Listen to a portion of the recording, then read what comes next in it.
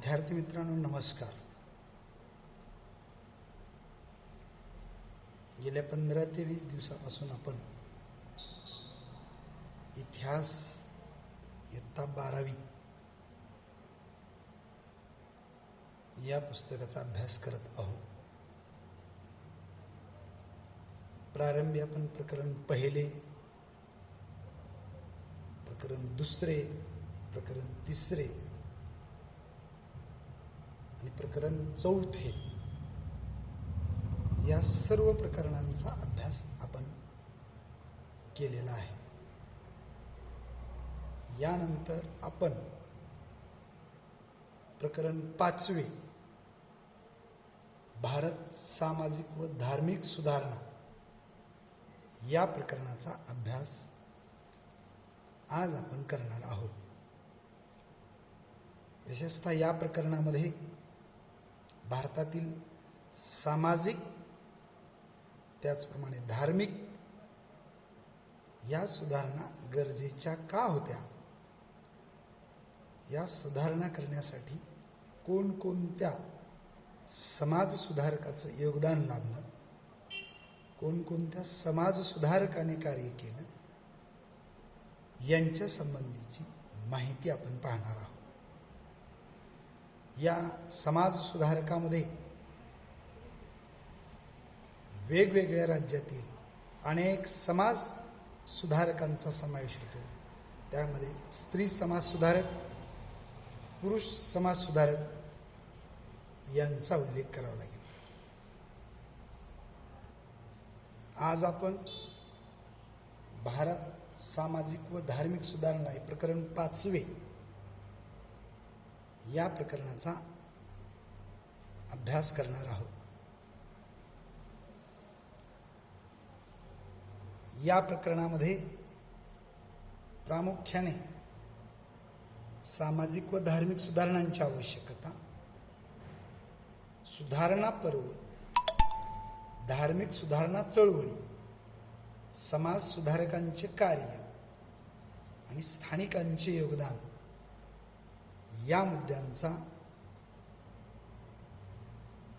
अभ्यास करणार आहोत. यामध्ये प्रारंभी विचार करताना आपल्याला सुरुवातीला भारतामध्ये इंग्रज आले आणि इंग्रज आल्यानंतर त्यांनी त्यांच्यासोबत बऱ्याच बाबी भारतात घेऊन आले. त्यातल्या बऱ्याच बाबी काही वाईटही होत्या, काही चांगल्याही होत्या.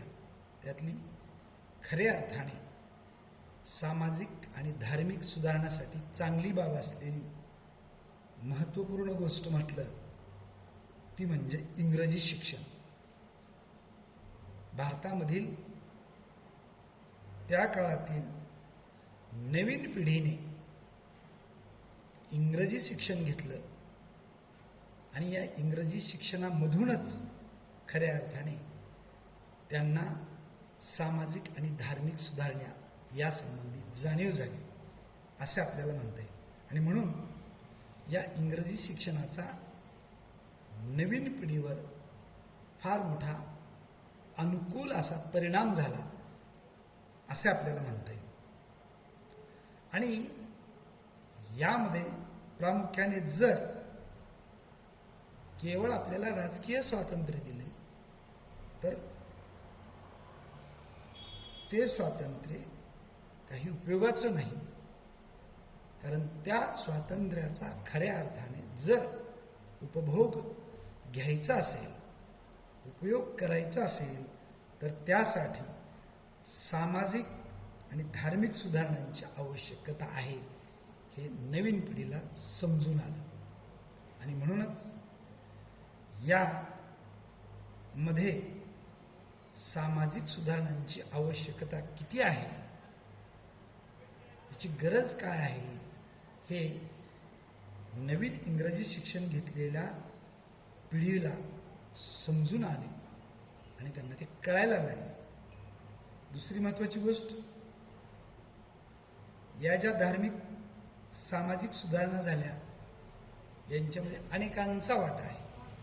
त्यामध्ये वेगवेगळ्या प्रदेशातील, वेगवेगळ्या प्रांतातील, वेगवेगळ्या राज्यातील स्त्री पुरुष समाज सुधारक या सर्वांचा उल्लेख होणं गरजेचं आहे.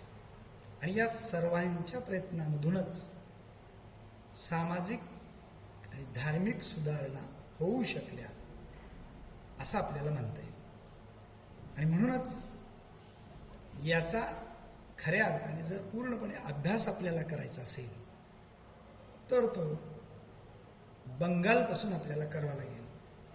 आणि बंगालमधील राजा राममोहन रॉय यांचं जे सामाजिक सुधारणा संबंधीचं महत्त्वाचं कार्य आहे यांच्यापासून करावं लागेल. कारण सामाजिक आणि धार्मिक सुधारणामध्ये राजा राममोहन रॉय यांचं कार्य अतिशय महत्त्वपूर्ण आहे, अतिशय महत्त्वाचं आहे.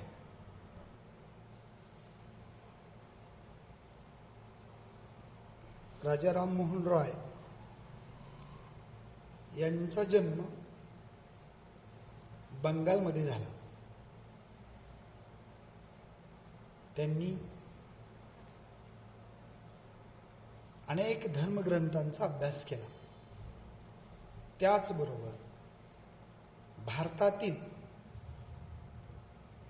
अनेक रूढी परंपरा यांचाही त्याने अभ्यास केला. खऱ्या अर्थाने त्या काळामध्ये भारतामध्ये अनेक रूढी, अंधश्रद्धा आणि अनिष्ट परंपरा होत्या. आणि या परंपरामुळे त्याचा समाजावर फार मोठ्या प्रमाणात विपरीत परिणाम होत असे. या सर्व बाबींचा अभ्यास राजा राममोहन रॉय यांनी केला. खऱ्या अर्थाने इंग्रजी शिक्षण घेतल्यामुळं त्यांना भारतातील रूढी, रीती, अंधश्रद्धा, परंपरा, अनिष्ट परंपरा यांच्यावर मार्ग काढणे गरजेचे वाटले. आणि अशा एक नव्हे अनेक रूढी परंपरा, अनिष्ट परंपरा होत्या ज्याचा परिणाम समाजावर फार मोठ्या प्रमाणामध्ये होत असे. आणि मग समाजामधील हा परिणाम जर दूर करायचा असेल तर त्यासाठी शिक्षण हा तिसरा डोळा आहे. या उक्तीप्रमाणे लोकांना या रूढी, परंपरा या अनिष्ट कशा आहेत या समजणे गरजेचे आहे. आणि म्हणून त्यांच्यामध्ये जागृती होणे महत्त्वाचे आहे. ही जागृती करत असताना त्यांनी आपल्या वर्तमानपत्रामधून, सामाजिक कार्यामधून ते दाखवून दिले. वेळोवेळी इंग्रज अधिकाऱ्यांकडे, इंग्रजाकडे या संबंधी त्यांनी पाठपुरावा केला आणि या रूढी, अंधश्रद्धा आणि परंपरा ज्या अनिष्ट आहेत या कशा नाहीशा करता येतील याचा विचार केला. आणि म्हणूनच 1829 governor general Lord William Bentinck यांनी खऱ्या अर्थाने भारतातील जी काही सर्वात मोठी प्रथा, अनिष्ट प्रथा होती ती म्हणजे सती प्रथा. ही सती प्रथा नष्ट केली. या नष्ट करण्यापाठीमागे राजा राममोहन रॉय यांचं फार मोठं कार्य, त्यांचे फार मोठे प्रयत्न हे कारणीभूत आहेत असंच म्हणावं लागेल. कारण राजा राममोहन रॉय यांनी वेळोवेळी या प्रथा कशा अनिष्ट आहेत, कशा चुकीच्या आहेत आणि यामुळे समाजाची कशा पद्धतीने फार मोठ्या प्रमाणामध्ये हानी होते, कशा पद्धतीने सामान्यांची पिळवणूक होते हे समोर आणले.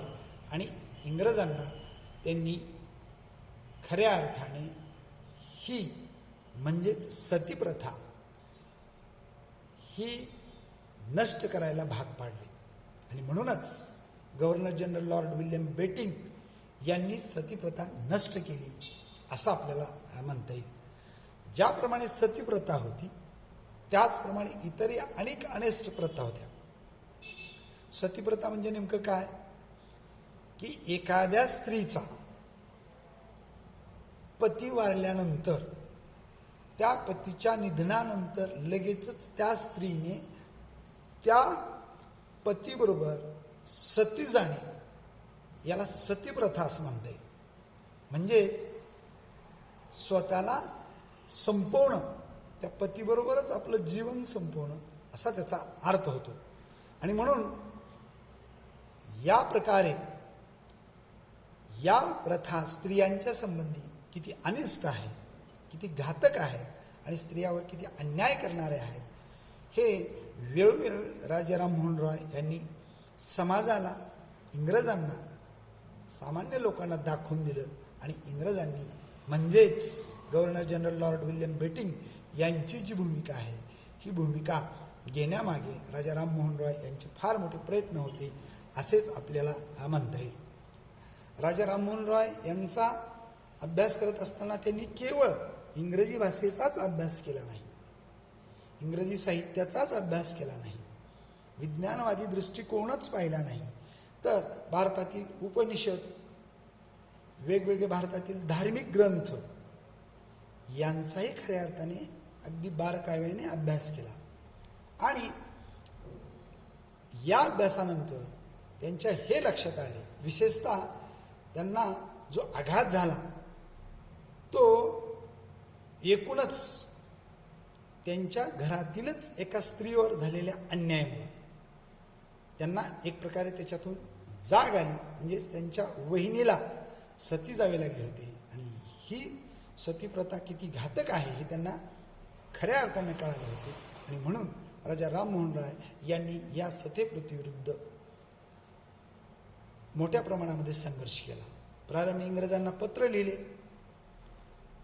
त्याचबरोबर धर्मग्रंथामध्ये सती जाणे हे कुठेही धर्मकर्तव्य म्हणून उल्लेख केलेला नाही, कुठेही सती गेलं पाहिजे अशा पद्धतीचा उल्लेख नाही, हे प्रथम राजा राममोहन रॉय यांनी स्पष्ट केलं.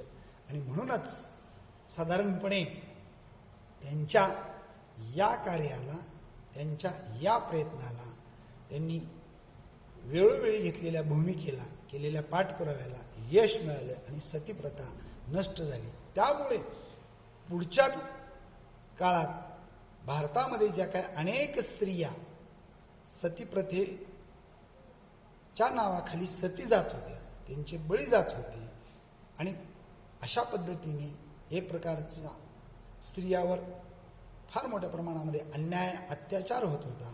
हा अन्याय, अत्याचार थांबवण्यासाठी सर्वात महत्त्वाची गोष्ट म्हणजे सतीप्रथाच नष्ट करणे हे गरजेचं होतं. आणि म्हणून त्यांनी ही सतीप्रथा नष्ट व्हावी म्हणून वेळोवेळी समाज जागृती केली, इंग्रजाकडे त्या संदर्भामध्ये पाठपुरावा केला आणि ही सतीप्रथा नष्ट केली असे आपल्याला म्हणता येईल. राजा राममोहन रॉय यांचे कार्य याचा जर आपण विचार केला तर राजा राममोहन रॉय यांनी सामाजिक सुधारणा करण्यासाठी आणि वेगवेगळ्या अनिष्ट रूढी, अंधश्रद्धा आणि परंपरा नाहीशा करण्यासाठी महत्त्वपूर्ण कार्य केलेलं आहे. हे कार्य पाहता यांच्यामुळेच खऱ्या अर्थाने समाज सुधारणाला, धार्मिक सुधारणाला बळ मिळाले असे आपल्याला म्हणता येईल. अन्यथा त्यावेळेला जर त्यांनी कार्य सुरू केले नसते तर कदाचित पुढचे अनेक वर्ष सामाजिक सुधारणा आणि धार्मिक सुधारणा होऊ शकल्या नसत्या असे आपल्याला म्हणता येईल.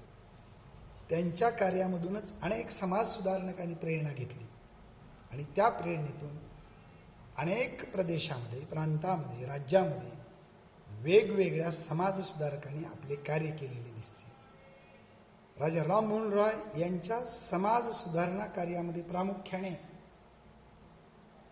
पहिल्यांदा त्यांनी इंग्रजी शाळा काढल्या. इंग्रजी शाळेच्या माध्यमातून इंग्रजी शिक्षण दिलं. आणि इंग्रजी शिक्षण कसं आहे, इंग्रजी शिक्षण काय शिकवून देतं, इंग्रजी शिक्षण काय सांगतं, त्याचबरोबर केवळ शाळा काढून ते थांबले नाही, तर बंगाली भाषेमधून त्यांनी साप्ताहिक सुरू केले. ज्या साप्ताहिकाच्या माध्यमातून नियमितपणे लेख, अग्रलेख,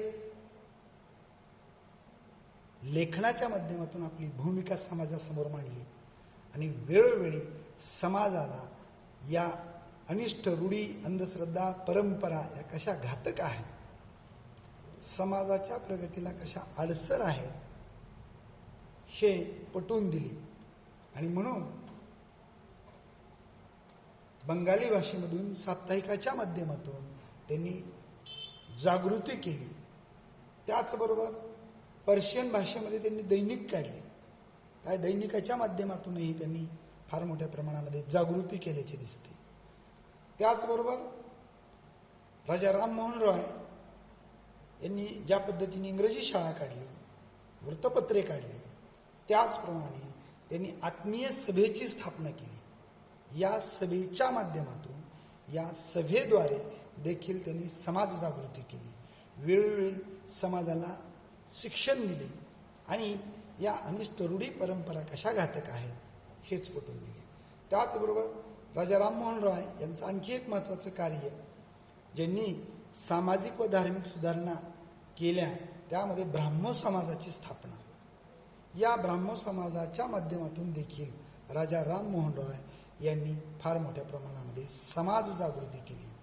एकूणच देश पातळीवर, राज्य पातळीवर, सर्वच ठिकाणी अशा प्रकारे वेगवेगळ्या माध्यमातून राजा राममोहन रॉय यांनी आपलं कार्य केलेलं दिसतं.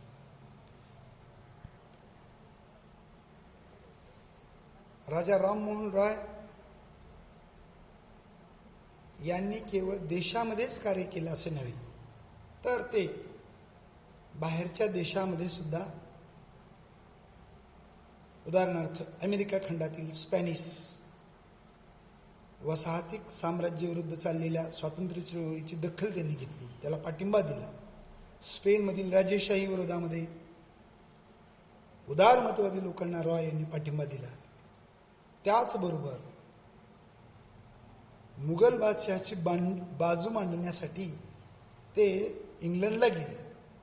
इंग्लंडमध्ये जाऊन त्यांनी भारतातील मुघल बादशहाची बाजू त्या ठिकाणी मांडली. म्हणजेच राजा राममोहन रॉय यांनी खऱ्या अर्थाने परदेशात गेल्यानंतर परदेशामध्ये भारत देश हिंदुस्थान समजावून दिला, तर हिंदुस्थानामध्ये आल्यानंतर बाहेरील पाश्चात्य संस्कृती, पाश्चात्य शिक्षण, पाश्चात्य समाज सुधारणा याच्या संबंधीची माहिती देशामधील लोकांना दिली.